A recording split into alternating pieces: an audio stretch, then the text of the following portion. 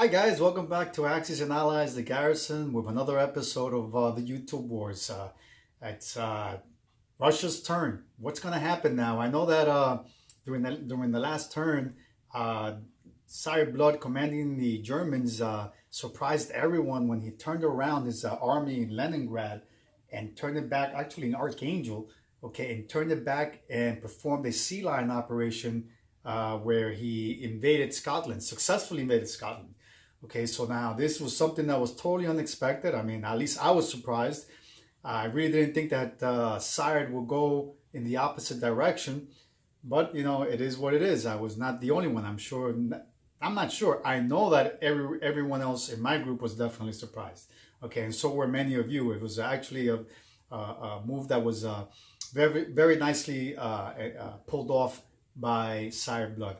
Okay, but what does that mean now for War-Torn, who's in command of the Soviet Union? Well, I think that War-Torn may have an opening here for a counterattack or a counteroffensive where he may be able to go on the offense and retake some of those territories that he just lost last turn when Germany attacked. If I'm not mistaken, War-Torn should be able to inflict some losses on the Russians, okay, on the Germans actually. My mistake.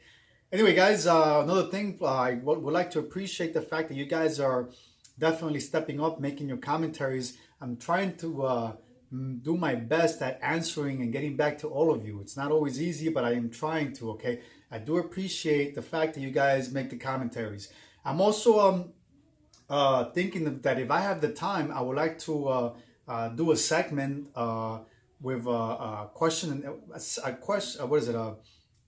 and answer segment where I get to actually review some of the questions and commentaries that you guys make on my channel. Okay, so but of course I'm not sure if I'm gonna have the time available to do it, but if I do have the time, that's something that I'm willing to ponder and consider. Okay, so anyway, guys, sit tight. I hope you enjoy this episode of the YouTube Wars. It is the Soviet Union's turn, and let's see what War-Torn does. Enjoy the show. We'll be back. All right, so the USSR starts its turn in round 4 with 35 IPCs. Okay, so War-Torn will be purchasing 5 industrial technology developments for a value of 1 IPC each. He will be rolling for his technology. He has declared that his technology is going to be enhanced artillery. Okay, he will also be purchasing 3 artillery and 6 infantry for a total of 35 IPCs. Okay, so let's go to the Eastern Front and see the current situation on the board. As you can tell, the Germans have definitely made inroads, okay, deep into Germany. However, the Germans are very thinned out, okay? They really, even though they've spread out and they've conquered huge areas of the Soviet Union, they are now a little bit thin, giving the Russians the opportunity to launch counterattacks. And I mean counterattacks all over the Eastern Front. Okay, let's see though how it is that War-Torn goes about engaging those counterattacks or counteroffensives. All right, so we'll be back shortly with the order of combat and the declared battles. Stand by. All right, so let's go through the order of battle. The Russians are counterattacking and are launching their counteroffensive against the German front. Okay, so basically it's a total of 5 battles that the Russians are engaging in. The first battle is here in Vologda. Okay, you have 2 infantry and a Russian fighter at a movement left over in its gas gauge of 4 against 1 German infantry. Okay, in Smolensk you have 2 infantry divisions plus 1 Russian air wing against 1 German artillery division in Smolensk. All right, let's go further south into western Ukraine.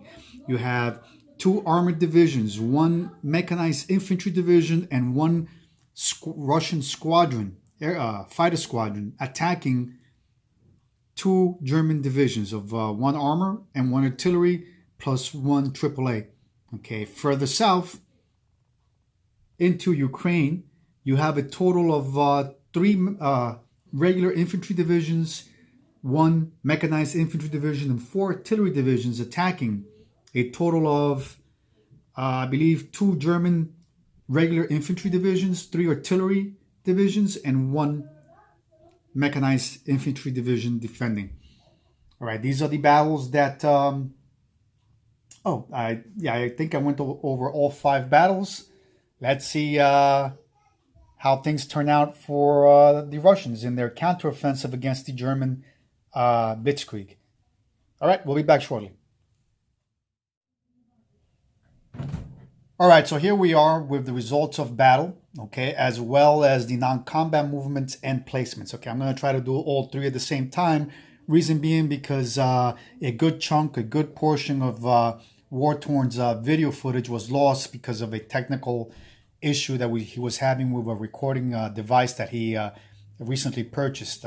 So unfortunately, he lost at least half of the content that he had recorded. So I'm going to quickly review here the battles or the locations where battles were declared. So in Vologda, you have one Russian infantry division surviving, okay, that took over that territory. Okay, in Smolensk, you'll have 2 infantry divisions that were able to successfully retake Smolensk. Okay, in Belarus, 2 artillery divisions, okay, were able to retake the territory. Western Ukraine, you have 2 armored divisions surviving that battle. And in the south, in the Ukraine, you have 4 artillery and 1 mechanized infantry as well, okay? And of course, you see 2 AAAs because, as I said before, the non-combat movements were already made. So I'm going to try to recap the non-combats as best as I can, okay? So yes, you have 2 AAAs that were moved in there, okay? The attacking aircraft, the Russian Air Force, all landed back in Moscow. Okay. Now you had here prior 2 infantry divisions and 1 AAA that were railroaded into Tunguska at a movement of 3. Okay, so it was 1, 2, and 3. Now, of course, I'm assuming that this is War-Torn's attempt at checking the mechanized infantry and armored division, the German mechanized infantry and armored division that are in the Urals. So that's, I figured, the reason why he's moving those units there. All right, so as far as, I'm forgetting that also one additional battle was fought in Korea. Yes, War-Torn actually invaded with his Russians in Korea and took out the 2 defending Japanese infantry. Okay, that was, now you have there in Korea 1 artillery and 2 infantry divisions, okay, in Korea. All right, as for placements, he placed 2 infantry divisions and 1 artillery in Moscow, Russia, 2 infantry, 1 artillery in Bryansk, and an additional 2 infantry and 1 artillery divisions in Rostov. All right. Okay, guys, so this is the current situation. You can obviously see that the Russians appear at this time to be breaking out. They're pushing back the Germans across the entire Eastern Front. And the interesting thing that I'm seeing here is that there's very little follow-through for the Germans. Okay, the Germans are so busy at this point in time focusing on their sea lion operation against the UK. However, I am very fearful of the German Air Force, the Luftwaffe, that is very powerful, very scary. Okay, as far as I can tell, I believe the German Luftwaffe has a total of at least 6 strategic bombers. Okay, and I see about 4 regular fighters and an additional 4 tacticals. So that makes it probably the biggest Air Force, second to the Japanese. All right, so this is the end of Russia's turn. Now we have the Pacific to deal with, and we shall see how Generalissimo G.I. Joe responds to the situation that he has going on in the Pacific. It is Japan's turn. Okay, and shortly after Japan, we'll be dealing with the United States, followed by China. All right, unfortunately for the Japanese, they are hurting. Their naval assets have been greatly diminished. The Japanese Imperial Navy is probably half of the size that it once was. Okay, but fortunately for Japan, Japan still enjoys a very powerful Air Force. All right, guys, as I said before, let me know what you guys think. What are your opinions as far as the strategies that we're using?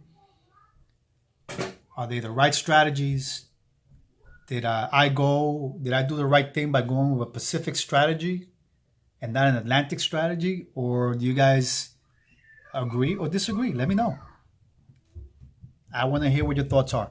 All right, guys, that's it. I hope you enjoyed this episode of the YouTube Wars. And as I always like to say, bunker down and play. Until next time.